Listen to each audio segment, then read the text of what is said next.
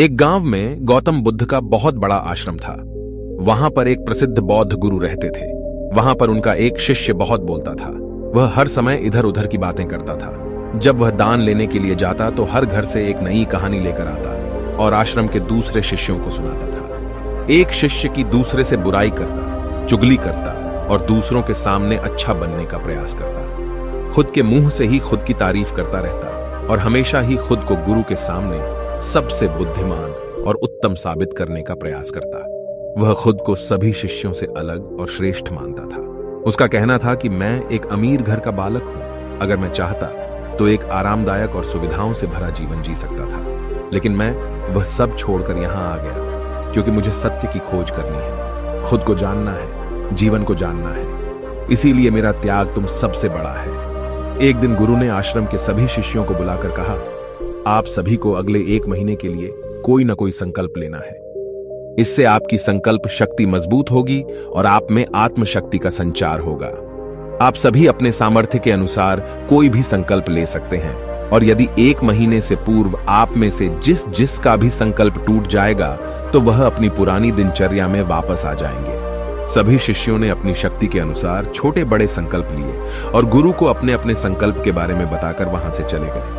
लेकिन वह शिष्य जो खुद को सबसे अलग और बड़ा दिखाना चाहता था, वह सीधे गुरु की कुटिया में पहुंच गया और बोला, मैं कोई छोटा मोटा संकल्प नहीं लेना चाहता, बल्कि खुद की ही जैसे एक बड़ा और महान संकल्प लेना चाहता हूं। कृपया आप ही बताएं क्या संकल्प लेना चाहिए। उसकी यह बात सुनकर गुरु मुस्कुराए और बोले, क्या तुम मेरे द्वारा दिए गए संकल्प को पूरा कर पाओगे? क्या तुम्हारे लिए उसे पूरा करना संभव होगा?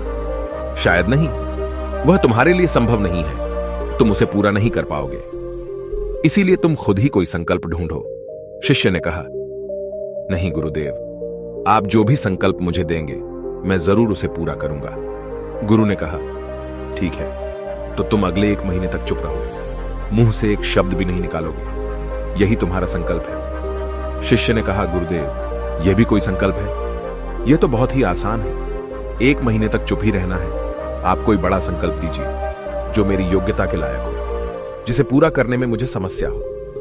गुरु ने कहा, पहले तुम इस संकल्प को तो पूरा करके दिखाओ। शिष्य ने गुरु की बात मान ली और वह उसी समय चुप हो गया और पलटकर कुटिया से बाहर चला गया। उसे चुप रहना बहुत आसान लग रहा था। उसने एक दिन तो जैसे तैसे चुप रहकर काट लिया, लेकिन दूसरे दिन से उसके मन में ना बोलने का बोझ बढ़ने लगा। तीसरे दिन उसे भारीपन महसूस होने लगा और चौथे दिन उसके अंदर एक अजीब सी बेचैनी होने लगी, क्योंकि आसपास आश्रम के सभी शिष्य एक दूसरे से बातें कर रहे थे।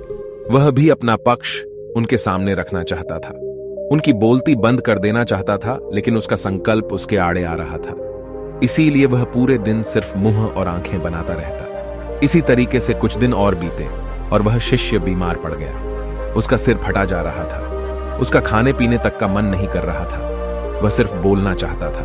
वह गुरु के पास गया और उनके सामने बैठकर लिखकर उन्हें बताया, गुरुदेव, मैं बोलना चाहता हूं। बिना बोले मुझे सांस नहीं आ रही। मेरा दम घुटता जा रहा है। मैं अंदर ही अंदर पागल हुआ जा रहा हूं। मैं क्या करूं? संकल्प तोड़ दूं क्या?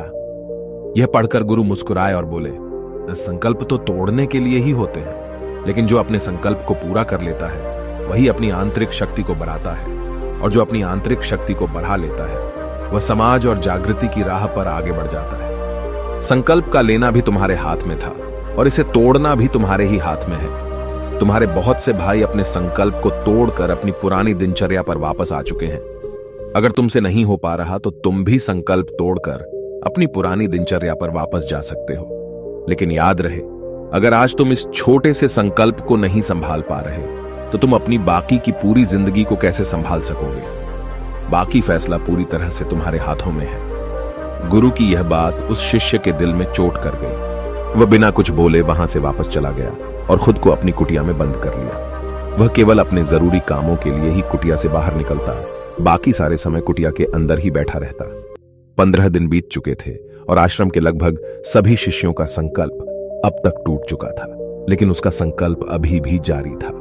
संकल्प लेने के बाद से अब तक उसने एक शब्द भी नहीं बोला था। सारा आश्रम हैरान था कि इतना बोलने वाला इंसान चुप कैसे हो गया। 15 दिन बीतने के बाद वह दोबारा अपने गुरु के पास गया और लिखकर बताया है, गुरुदेव, मैं बाहर से तो चुप हूं, लेकिन मेरे भीतर बहुत सी आवाजें हैं, बहुत सी चीख पुकार और शिकायतें हैं। मैं अंदर ही अंदर बात करता रहता हूं। मेरा मन तरह तरह के प्रश्न पूछता रहता है। मैं बाहर से जितना मौन हूं, भीतर से उतने ही शोर शराबे से भरा हुआ हूं। क्या इस तरह से मेरा संकल्प अभी भी जारी है? गुरु ने कहा, हां, तुम्हारा संकल्प अभी भी जारी है, लेकिन जब तक लोगों की यह आवाजें तुम्हारे कानों में पड़ती रहेंगी, तुम्हारा मन बोलता रहेगा, क्योंकि इसे तो आदत है बोलने की। तुम भले ही बाहर से चुप रहो, लेकिन तुम अंदर ही अंदर बोलते रहोगे। तुम्हें इन बातों से, इन आवाजों से दूर जाना पड़ेगा। शिष्य गुरु को प्रणाम कर वहां से चला जाता है और सुबह होते ही अपनी कुटिया छोड़कर जंगल की तरफ चला जाता है। कई दिन बीत जाते हैं, संकल्प का समय भी पूरा हो जाता है, लेकिन शिष्य लौटकर नहीं आया। आश्रम में सभी को डर था कि कहीं जंगली जानवर ने उसे खा ना लिया हो। इस बीच उसे ढूंढने की बहुत कोशिश की गई, लेकिन वह कहीं नहीं मिला। सभी गुरु भाइयों ने मान लिया था कि जंगली जानवरों ने उसे अपना शिकार बना लिया है, लेकिन गुरु को ऐसा नहीं लगता था। एक दिन आश्रम का एक अन्य शिष्य गुरु के पास आया और बोला, गुरुदेव, हमारे उस अधिक बोलने वाले भाई के साथ क्या हुआ होगा? क्या जानवर ने उसे मार दिया होगा? गुरु ने कहा, हो सकता है कि जानवरों ने उसे अपना शिकार बना लिया हो, लेकिन उसके न लौटने की एक दूसरी वजह भी हो सकती है। शायद उसे वह मिल गया है जिसके लिए वह गया था। फिर शिष्य ने पूछा, गुरुदेव, क्या ज्यादा बोलना इतना हानिकारक होता है? गुरु ने कहा, इंसान के जीवन के बहुत सारे दुखों में से एक दुख यह भी है कि वह कभी चुप नहीं रह सकता, हमेशा कुछ ना कुछ बोलता ही रहता है। सिर्फ हमारे बोलने के कारण हमारे आधे से ज्यादा दुख पैदा होते हैं। परिवार के अधिकतर झगड़ों की वजह हमारा बेमतलब बोलना ही होता है। हम में से कोई भी चुप नहीं रहना चाहता। हम बस सामने वाले को सुना देना चाहते हैं। जो भी हमारे मन में है, सब निकालकर उसके मन में बैठा देना चाहते हैं। उसे समझा देना चाहते हैं कि देख, तू गलत है और मैं सही। और इस तरीके से सब एक दूसरे की सड़ी गली बातों को ग्रहण कर रहे हैं। इस तरीके से सुनने और सुनाने का यह काम जिंदगी भर चलता रहता है। लेकिन इस नासमझी में हम अपना समय, अपना जीवन, अपनी समझ और सबसे महत्वपूर्ण व कीमती पल जो जिए जा सकते हैं, जिनको अनुभव किया जा सकता है, जिनमें आनंद को प्राप्त किया जा सकता है, यह सब खो देते हैं। लेकिन इसके बदले हमें मिलता क्या है? कुछ नहीं, सब व्यर्थ और बर्बाद हो जाता है। इस पागलपन में हमने क्या खो दिया, इसका एहसास केवल कुछ ही लोगों को हो पाता है। बाकी लोग जैसे उन्हें अपने आने का पता नहीं, वैसे ही उन्हें अपने जाने का भी पता नहीं चल पाता। शिष्य ने कहा, तो फिर इसका समाधान क्या है? गुरु ने कहा, पूरी जागरूकता के साथ अपने विचारों को देखना यही एकमात्र तरीका है। सारी मानसिक समस्याओं का वर्तमान में रहकर चिंतन करना, पूरी जागरूकता के साथ अपना काम करना जिंदगी में चमत्कारिक बदलाव ला देता है। उसके बाद वह शिष्य गुरु से अपने प्रश्नों का उत्तर पाकर उनको प्रणाम करके वहां से चला गया। उस शिष्य को आश्रम छोड़कर गए हुए 3 महीने का समय बीत चुका था, लेकिन उसकी कोई खबर न थी। अब तक तो सभी गुरु भाइयों ने भी उसके वापस लौटने की उम्मीद छोड़ दी थी, लेकिन एक दिन वह आश्रम लौट आता है। उसे देखकर सभी के आश्चर्य और खुशी का ठिकाना न रहा। लेकिन अब वह नहीं था जो यहां से गया था, वह कुछ और ही बनकर वापस आया था। उसके अंदर एक गजब का बदलाव महसूस किया जा सकता था। उसके चेहरे पर एक गजब का ठहराव और आंखों में बनी शांति थी। आश्रम में आते ही सभी गुरु भाइयों ने उसे चारों तरफ से घेर लिया और बातें करने लग गए। वह भी अपने गुरु भाइयों से बातें करने लगा। उससे बात करने वाले सभी ने यह अनुभव किया कि अब वह पहले जैसा उतावला और बातूनी नहीं रह गया था। उसके मुंह से एक एक शब्द बहुत ही सुलझे हुए और मधुरता के साथ निकल रहे थे।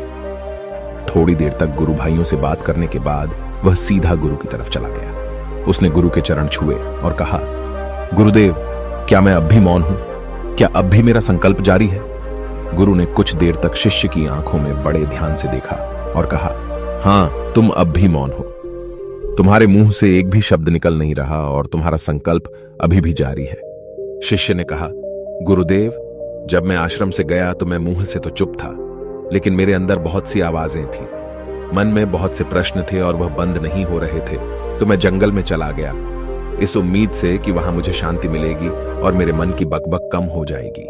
लेकिन मैं जितना एकांत में जाता गया, मेरे अंदर की आवाज उतनी ही तेज होती गई। मेरे भीतर की पुरानी से पुरानी आवाज मुझे सुनाई देने लगी। तब जाकर मैंने महसूस किया कि मैं कितना गलत कर रहा था। जब मैं अपने परिवार वालों, दोस्तों को और गुरु भाइयों को बुरा भला कहता था तो उस समय मुझे लगता था कि मैं सही कह रहा हूं। जब मैं गुरु भाइयों की एक दूसरे से चुगली करता था और उनका मजाक बनाता, तब भी मुझे यही लगता था कि मैं उनसे बेहतर हूं और मैं सही कर रहा हूं। लेकिन उस दिन मैंने पहली बार महसूस किया कि मैं कितना गलत बोलता था।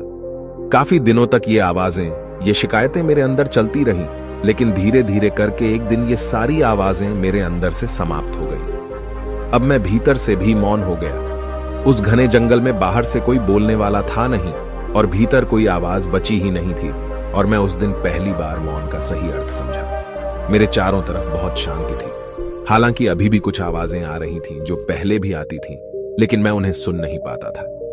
पर अब वह सभी आवाजें मुझे स्पष्ट रूप से सुनाई दे रही थीं।